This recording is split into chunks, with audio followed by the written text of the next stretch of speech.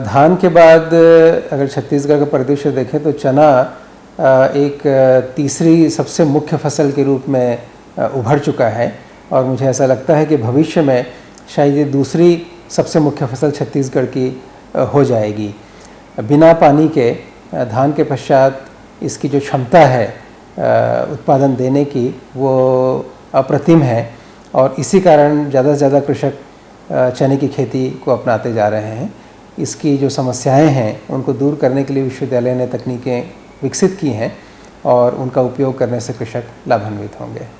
इंदिरा गांधी कृषि विश्वविद्यालय में किसानों के लिए विभिन्न क्षेत्रों में अनुसंधान किए जा रहे हैं। इन अनुसंधान के जो परिणाम हैं किसानों तक पहुंचाने के लिए निदेशालय विस्तार सेवाएं की ओर से सीडी बनाई जा रही है। जो खेती की सटीक जानकारी है इस सीडी के माध्यम से उन लोगों तक पहुंचाई जाएगी।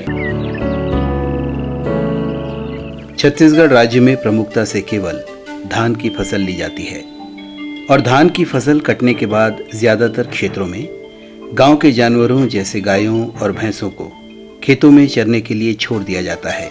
इस कारण धान के बाद उतेरा पद्धति से कोई फसल लेने की गुंजाइश नहीं रह जाती है। कृषक भाइयों को समुचित जानकारी न होने की वजह से न तो वे कृषि विकास में अपना योगदान दे पा रहे हैं और न ही अन्य फसलों का उत्पादन कर अतिरिक्त लाभ ले पा रहे हैं। वैसे यहाँ बहुत से क्षेत्रों में रबी में उतेरा पद्धति के द्वारा तिवड़ा और अलसी की काश्त परंपरानुसार ली जाती है, जबकि चने की काश्त किसान भाई उन्हीं स्थानों पर करते हैं जहाँ सिंचाई की समुचित व्यवस्था हो। धान कटाई के बाद चटके हुए खेतों में नमी की कमी को अनुमानित कर रबी में अन्य फसलों की खेती नहीं की जाती।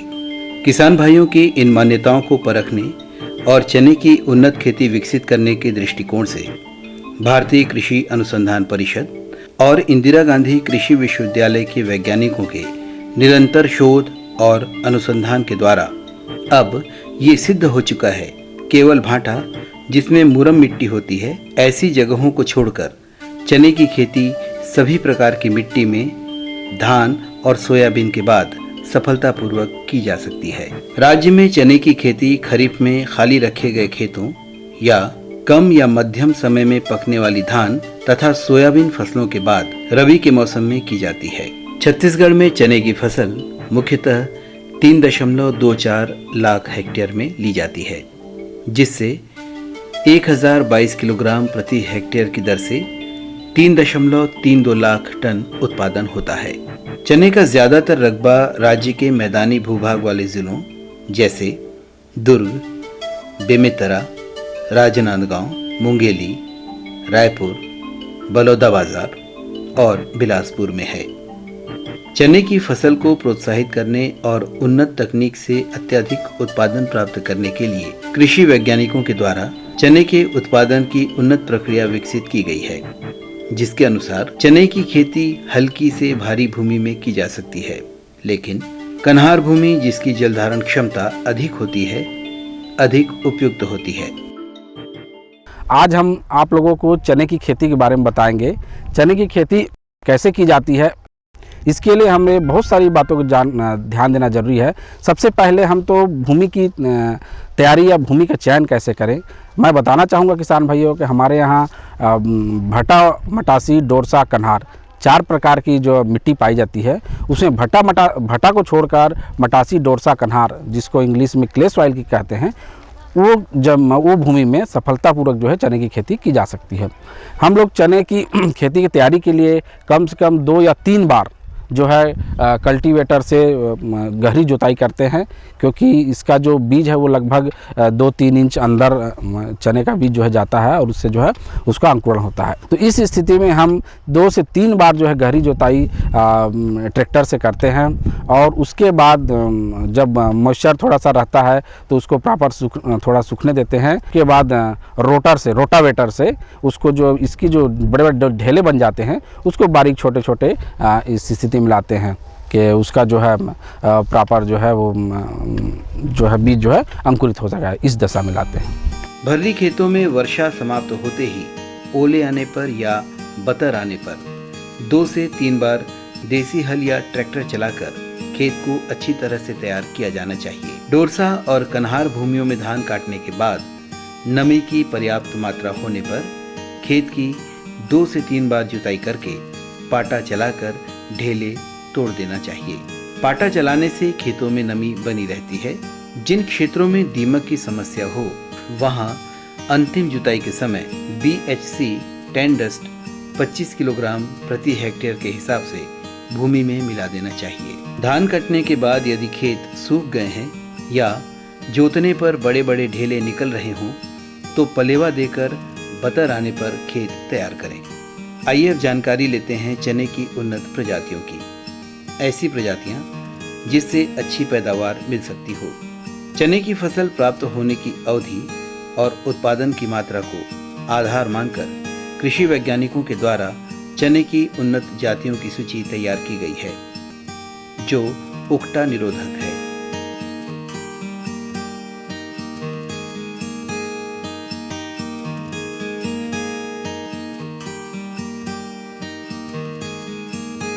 ये देखिए, जैसे ये प्लांट आप देख रहे हैं, इसमें से जो यहाँ से जहाँ से मिट्टी लगी है वहाँ से लेकर इसका जो टॉप पोर्शन है, जो भी लीफ यहाँ तक जाएगा, उससे उसकी जो है हाइट लेते हैं,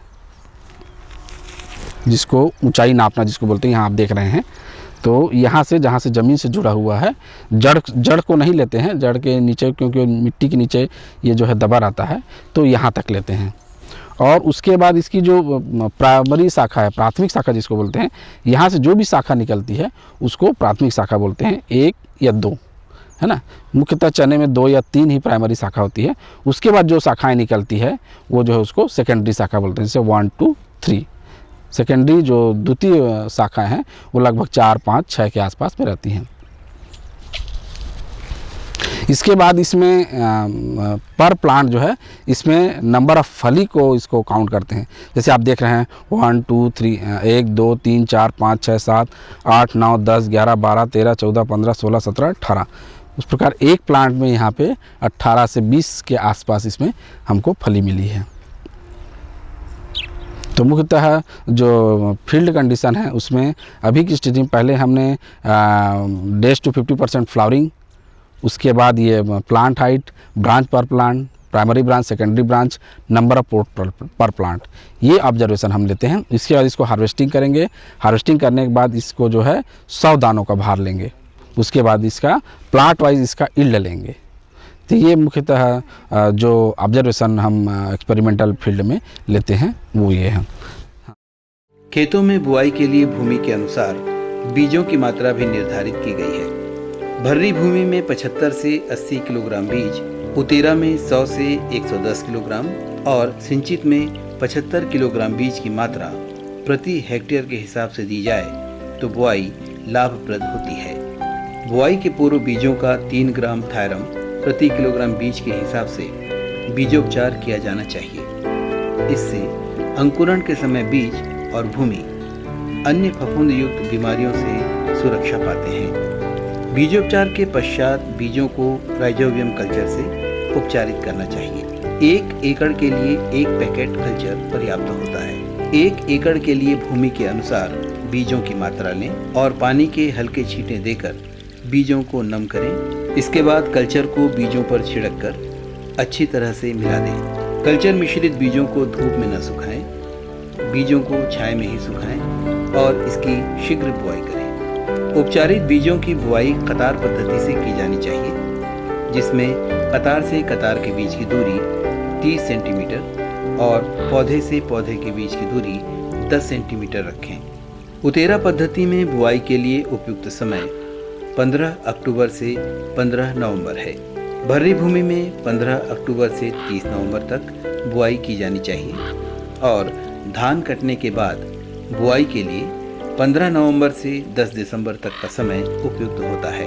उतेरा फसल के लिए धान की फसल को 20 किलोग्राम प्रति हेक्टेयर अतिरिक्त स्फूर दिया जाना चाहिए। सिंचित फसल में 20 किलोग्राम नाइट्रोजन, 40 किलोग्राम स्फूर, 20 किलोग्राम पोटाश या 100 किलोग्राम DAP प्रति हेक्टेयर देना चाहिए और असिंचित फसल को 10 किलोग्राम नाइट्रोजन, 30 किलोग्राम स्फूर या 65 किलोग्राम DAP प्रति हेक्टेयर दिया जाना चाहिए। उर्वरकों को कुंडों में ही देना चाहिए।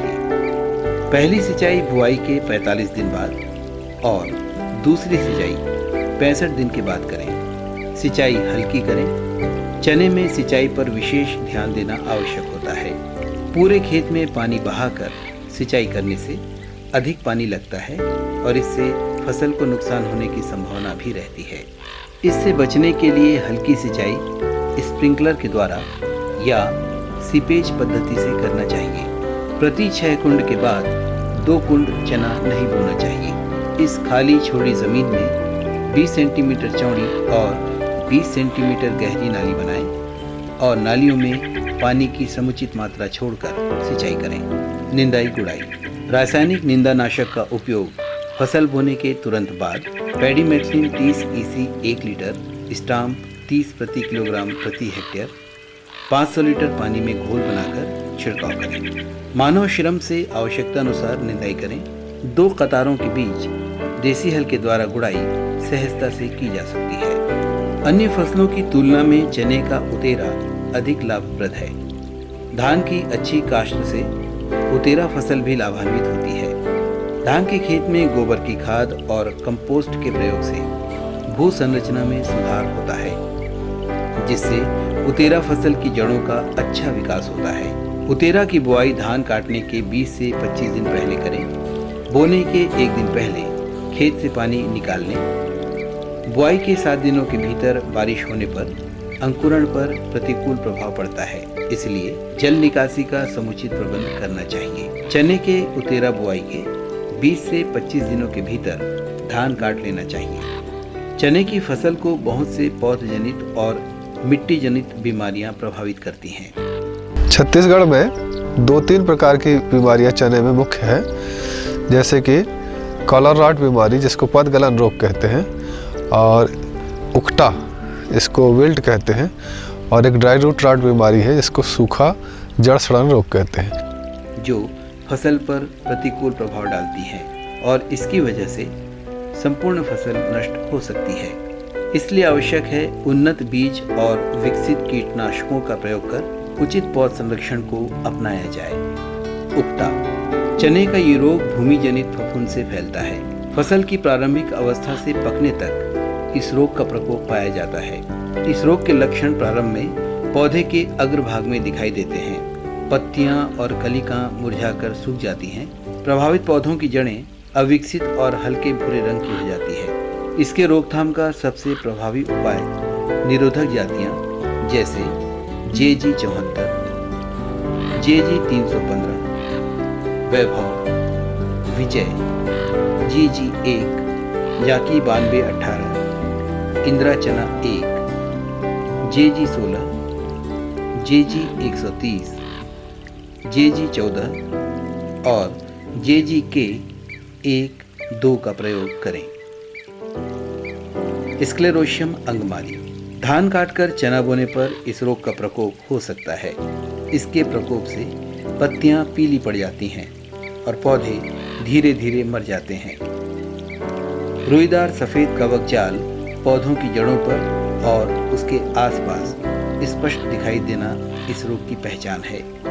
इसके रोकथाम के लिए खेतों की अच्छी जुताई कर धान की डंठलों को खेत से बाहर करें। बीज बोने से पहले 3 ग्राम बेनोमिल प्रति किलो बीज की दर से उपचारित करें। चने की इल्ली। चने की इल्ली अपनी प्रारंभिक अवस्था से ही पत्तियों, फलों और घेटियों को खाना प्रारंभ कर देती है। घेटियों में छेद बनाकर अंदर घुस जाती है और दानों को खाकर घेटियों को खोखला कर देती है। इस कीट को फली छेदक या चने की सुंडी आदि नामों से भी पुकारते हैं। चने की इल्ली पर नियंत्रण। न्यूक्लियर पॉलीहेड्रोसिस वायरस या NPV 250 LE के घोल को 500 लीटर पानी में मिलाकर प्रति हेक्टेयर छिड़काव करें। खेत में 3 से 5 मीटर की दूरी पर बांस की लगभग 1 मीटर ऊंची खूंटियां गाड़ देने से मैना तथा अन्य पक्षी बैठकर सैकड़ों इल्लियों को खा लेते हैं। टाइकोग्रामा किलोनिस युक्त 50,000 अंडों को प्रति हेक्टेयर के हिसाब से उपयोग करें। आवश्यकता पड़ने पर 10 दिनों के बाद फिर से इतने ही अंडों को फसल पर कार्ड की सहायता से छोड़ें। 1 हेक्टेयर खेत में 5 फेरोमोन प्रपंच लगावें। रासायनिक नियंत्रण: यदि फसल पर फली छेदक इल्ली प्रति वर्ग मीटर 1 इल्ली हो तो पॉलीट्रिन 44 EC या स्पार्क 36 EC या कराटे 50 EC का 1 लीटर प्रति हेक्टेयर के हिसाब से छिड़काव करें। आवश्यकता पड़ने पर 15 दिन के बाद इसी दवा का फिर से छिड़काव करें। यहाँ गुड़ाई हो रहा है और उसके पीछे में जो गेंदा का जो है वो पौधा लगा हुआ है। इसका भी एक अलग से महत्व है, क्योंकि ये इसको हम लोगों ने एक ट्रैप क्रॉप के रूप में यूज़ किया है, ताकि जो कीड़ा जो आए वो सबसे पहले जो है गेंदे पे आक्रमण करे और जो है फसल पे जो है उसको आक्रमण जो है कम हो। इससे हमको फसल में जो लगने वाले कीड़े हैं उसका प्रभाव जो है कम हो जाएगा, क्योंकि जो कीड़ा का जो आक्रमण है वो गेंदे के फ्लावर में जाएगा। और इस तरह अगर बॉर्डर में लगा के गेंदे का उत्पादन कर सकते हैं। उसको व्यावसायिक रूप से भी किसान भाई इसको जो है बाज़ार में इसको बेच सकते हैं।